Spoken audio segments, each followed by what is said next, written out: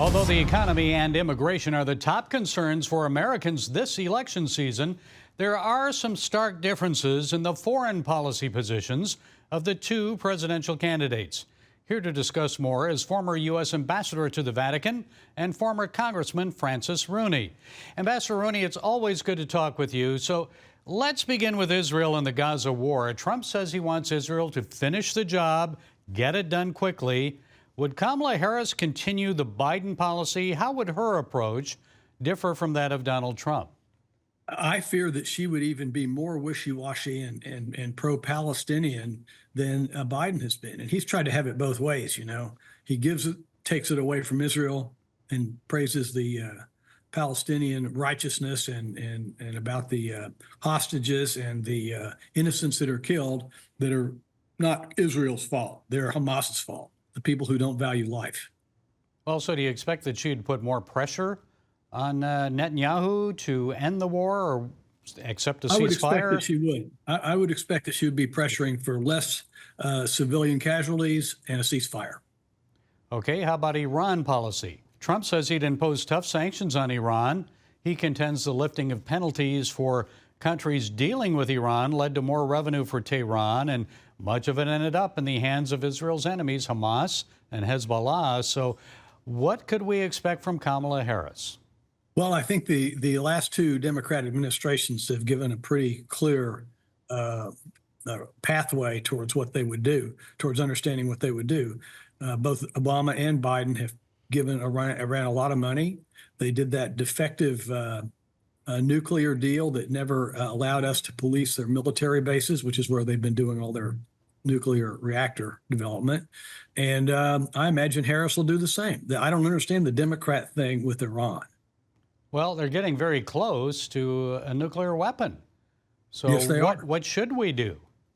I think we should do what President Trump has implied. I think we should be very tough on them, have maximum sanctions, maximum isolation, penalize people that trade with them, and make it really hard on them to be the autocratic, oppressive leadership that they have there. Well, how about supporting some of the opposition in Iran? It seems like we never really helped them physically, materially, but maybe a few verbal words here and there. But how about that? Well, we actually do that through the Corporation for Public Media. That used to be called Radio Free Europe. We have almost 20% market share of broadcasting into Iran in Farsi. So there are some efforts being undermade to undermine them from within.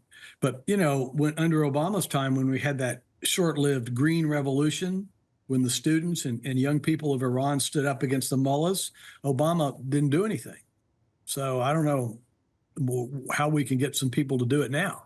I don't know if you've had a chance to go to Kamala Harris's website, but I searched through it. I didn't see anything on foreign policy on her website, but foreign policy analysts tout her experience. They say she's made 17 trips overseas in the past 3.5 years. She even met China's Xi Jinping. So in your opinion, would she be tough on China? Some Americans fear that Trump's confrontational approach with China could lead to war. So what do you believe? I don't believe in weakness. I think when weakness and vacillation only empowers our adversaries and encourages authoritarianism around the world. And I think we're going to see that out of Kamala Harris. She's weak right now. And, it's not like what Woody Allen said, showing up is not 90% in foreign policy. If you go to a foreign country on an official trip, you better do something. You better make our positions clear.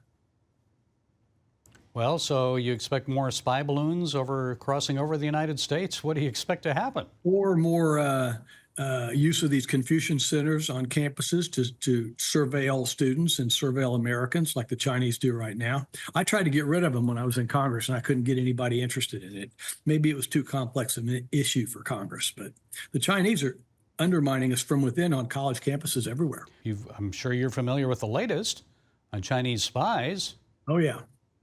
What are your thoughts on that? Yeah. More of that happening? I mean, I think we're just being caught asleep at the switch in so many areas. Chinese spies, the business about the Russian influence that was in the Wall Street Journal earlier this week. I mean, what are we doing? We're not doing anything. And we've got a feeble old president who hasn't been able to do anything in the world. Before that, you had Obama, who what he did was bad, laughing at Russia when they took Crimea, going to Egypt and apologizing for the United States. And so I think Harris would just be more of the same. Okay, what about Ukraine? Trump suggests he could end the war in one day.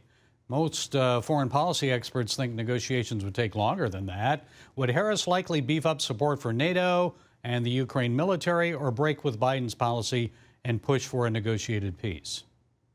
I think she would continue the policy that's in place now, and it's gotten us nowhere. The only leader in the world that's tried to get together other countries to talk about a solution to this mess is President Macron of France, and nobody paid attention to it.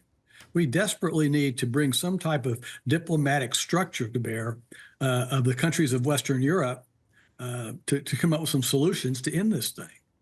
Well, finally, regarding Donald Trump, many Americans view him as a bull in the china shop when it comes to foreign policy. But if he's reelected, how likely would he be to take a more diplomatic approach and build coalitions and alliances to advance American interests worldwide?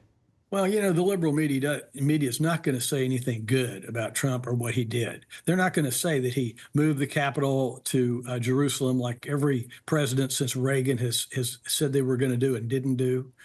They haven't said anything about his success behind the scenes of bringing the moderate Arab states, the Sunni states, into a relationship with Israel, which is part of what's driving Iran crazy right now. But the long-term future of the area has got to have the moderate, reasonable Arabs working together with Israel for stability in the region. And you're not ever going to do anything with Palestine unless you have the moderate Arabs involved in it. Okay, we'll see what happens here. Stark differences between the two candidates on foreign policy. Ambassador Francis Rooney, thank you for sharing your insights. We appreciate it. Thank you for having me on.